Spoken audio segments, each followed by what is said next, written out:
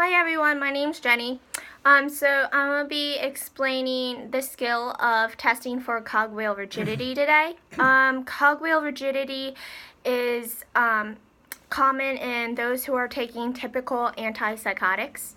One of the symptoms of that could occur with typical antipsychotic is pseudo-Parkinsonism, which is one of what cogwheeling is a type of pseudo-Parkinsonism symptom. These types of symptoms can occur 1 to 5 days following the initiation of the typical antipsychotic. These risks for these symptoms occur for individuals, especially individuals who are women, elderly, or those who are dehydrated. So you want to look for those risk factors, especially in those specific populations if those people are experiencing these types of symptoms. So the pathophysiological landmarks we'll be using here is the biceps tendon. So you'll be putting your thumb on the individual's biceps tendon, and we'll be kind of assessing the range of motion. So some tips when you're performing this skill, you want to explain to the individual that when we're assessing their upper extremity type of range of motion, how smooth their range of motion is, you want to tell the individual that this should be a passive range of motion, that they should not be exerting any force. You're doing all the work for them to assess their range of motion. It's also important to know that, some might say, oh, I see that this individual is rigid, they're having rigidity. You can't really observe rigidity. You can see tremors if they're having tremors, but you can't really see rigidity. You have to test for it. So that's what this test or this skill is assessing, if we're feeling that they're having rigidity during their range of motion. So the different pathology of this, if they're having a normal response, you'll see a full range of motion met without resistance. Their arm will be able to move almost like a well-oiled machine. Will be just no resistance, smooth motion.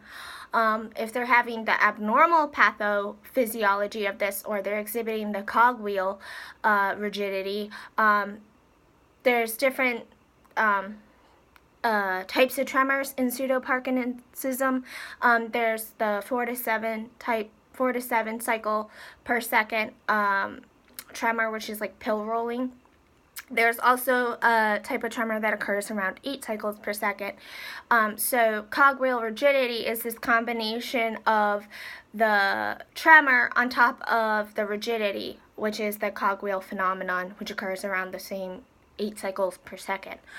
So I'm going to explain the pathophysiology of this first before I demonstrate the skill. So way typical antipsychotics work is they block dopamine receptors. So the decrease in dopamine is what causes the cogwheel rigidity, as well as other EPS or extrapyramidal symptoms. So the typical antipsychotics block the postsynaptic dopamine receptors in the basal ganglia, hypothalamus, limbic system, brainstem, and medulla. There's also an affinity for cholinergic, alpha-1 adrenergic, and histamine receptors. There's also inhibition of dopamine-mediated transmission of the neural impulses at the synapses. So the next steps. So if this individual is showing this abnormal patho, if they're exhibiting cogwheeling, you'll want to call the doctor. The doctor will explain the symptoms, what the individual is experiencing, and often the doctor will prescribe an anticholinergic drug, which will help to increase the dopamine levels. So you can remember the acronym CABS, which is cogetin, artane, Benadryl, and Simitril. Those are the types of drugs that will help to reverse these symptoms. You also kind of want to ask the individual, would it be best for them to take a more atypical antipsychotic in the future? The atypical antipsychotic is a newer version of antipsychotic drugs. They're less likely to have these extrapyramidal symptoms. You might want to also ask if a lower dose of the drug might be effective, or if the next dose of the drug should be held due to these symptoms. You want to figure out what medication the individual is on and how long they've been taking it. How long they've been taking it comes into play when you're assessing what type of symptoms you might be seeing. So, as I explained before, the pseudoparkinsonism symptoms often can occur earlier onset of initiation of the drug, whereas other symptoms, as I'll explain later, like tardive dyskinesia, that occurs much later. That's a much later onset of symptoms after the individual has been on these typical antipsychotics for a longer period of time. You also want to educate the individual on these signs and symptoms. So you want to explain to them what symptoms they should be looking for, when they should report it to their nurse or to the doctor, and keep that open communication with them. And you should be mindful and aware of these things too that you can be looking out for during the assessment. So I'm going to demonstrate the skill. So as I explained before, you're going to be putting your thumb on the biceps tendon. You want to explain to your client, this is passive range of motion. Please don't exert any force. I'll be doing the motion for you.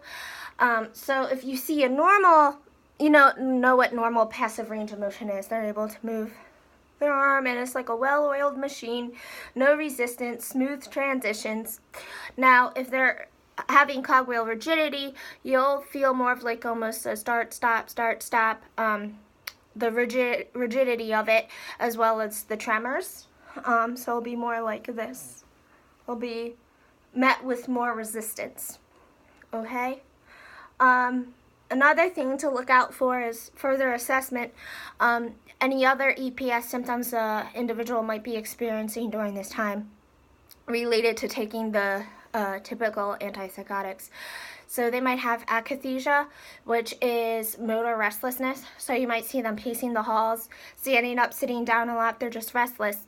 They're uncomfortable. You also want to observe for akinesia, which is motor weakness. Dystonia is another symptom. This is muscle spasms of the legs and arms. They might also feel like they have a thick tongue.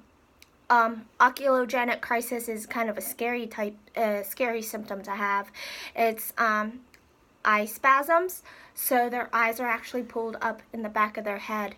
Pseudoparkinsonism, or like cogwheeling, is a symptom of pseudoparkinsonism. Pseudoparkinsonism are symptoms of taking typical antipsychotics that kind of resemble the same symptoms of Parkinson's disease. So they might have a stooped posture, mask-like facial expression, so they'll have like no facial expression whatsoever. They'll have tremors, rigidity, slow movements, shuffling gait, so they don't really like pick up their feet when they're walking. Also the pill rolling, like I explained before. Another more severe type symptoms you might see the individual experience that you want to really assess for and prevent is tardive dyskinesia. These are late onset symptoms.